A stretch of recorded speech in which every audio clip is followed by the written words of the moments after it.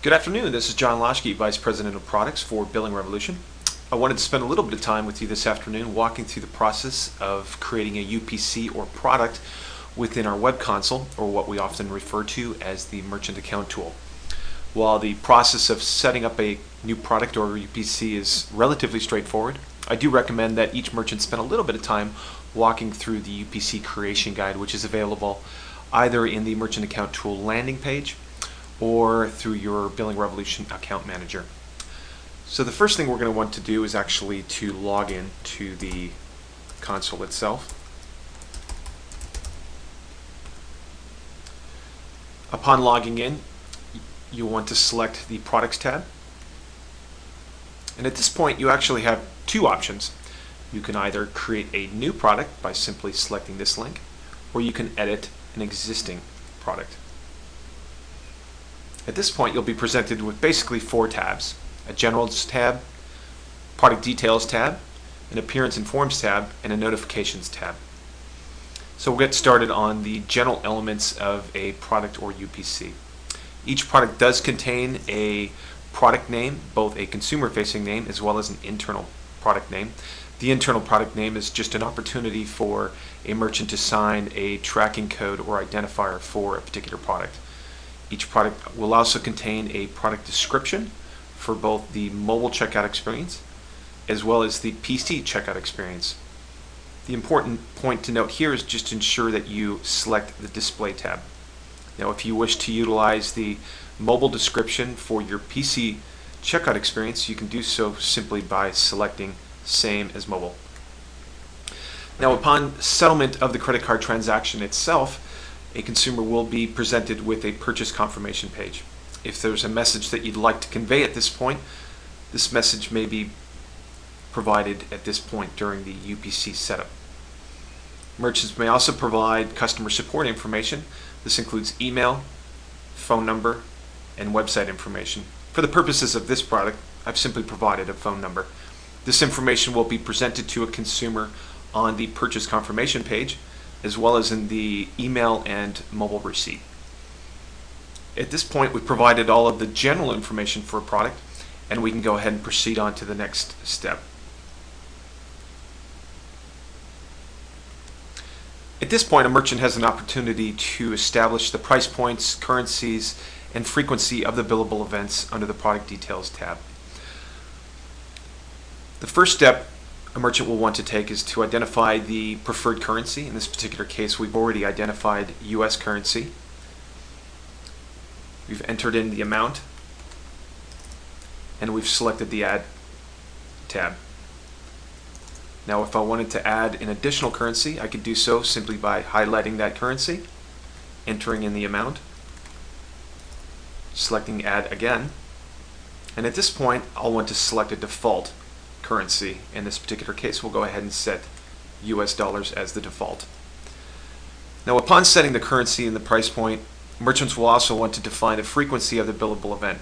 We support both one-time and recurring transactions in a variety of intervals. In this particular case, I've simply selected month and identified 1. What this results in is a recurring charge occurring once a month. Now, should a merchant wish to perform an authorization only and delay the capture of funds for some defined period of time, this can be accomplished by simply selecting the checkbox and defining the period of deferment. This is done right here by simply selecting the Enable tab and entering in the deferment period. For the purposes of this sample product, we'll go ahead and disable that. Now, for those merchants that are looking to distribute or sell digital goods or digital assets, they can also provide the location of the digital download or binary at this point. Billing Revolution has also recently added the ability for consumers to define their own transaction amount. This feature is well suited for donations and contributions. Simply select a checkbox, provide a label, caption, or header, and a min-max value, and you're good to go. Again, for the purposes of this sample product, we'll go ahead and disable that. At this point, we'll go ahead and proceed to the next step by simply selecting the Next tab. Under the Appearance and Forms tab, merchants can provide the greatest degree of customization of their checkout experience, both for the mobile and PC experience. This includes adjusting and modifying the background color, the text color. Here we've actually used plain English, but merchants could in fact use hex color codes. They can define the field selection, whether that includes the shipping address, country, email, CVV or security code, zip code, and whether or not to use the zip code for the purposes of address verification services.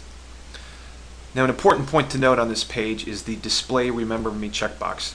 Should you wish to single-click enable your consumers, you will definitely want to ensure that this checkbox is selected. Merchants can also provide images, logos, etc. for their checkout pages. These can be defined here for both the mobile checkout experience as well as the PC checkout experience simply by inputting a URL. Now, should you wish to use the PC image URL for the image on your email receipt, simply select this checkbox. Additional elements available for customization include the button caption. This basically is defining the action button to submit a transaction. This is noted here.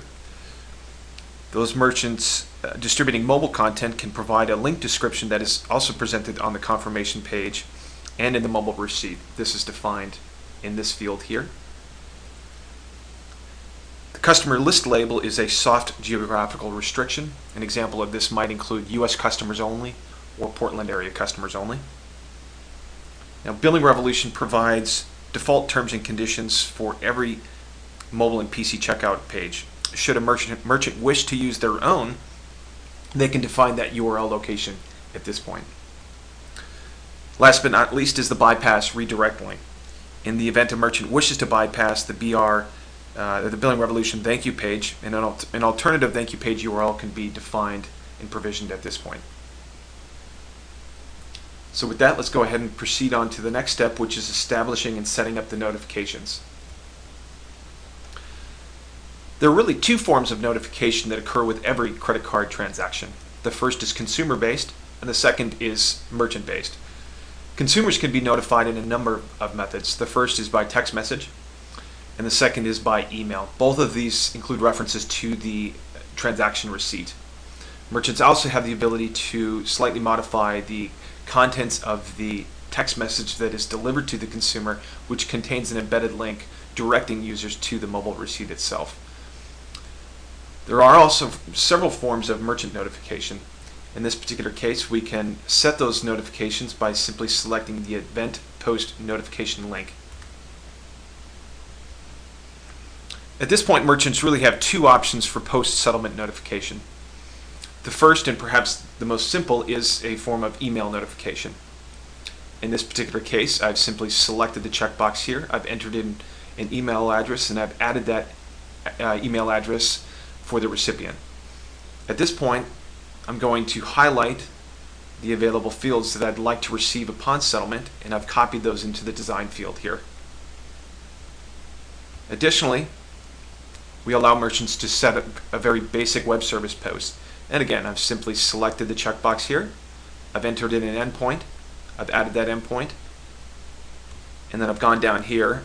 I've identified the available fields that I'd like to be included in the post notification, and I've dropped those into the body of a very basic XML object. At this point, I've gone ahead and submitted that, and before proceeding, I'm going to go ahead and select the Return to Edit Product link. And we'll go ahead and select Save.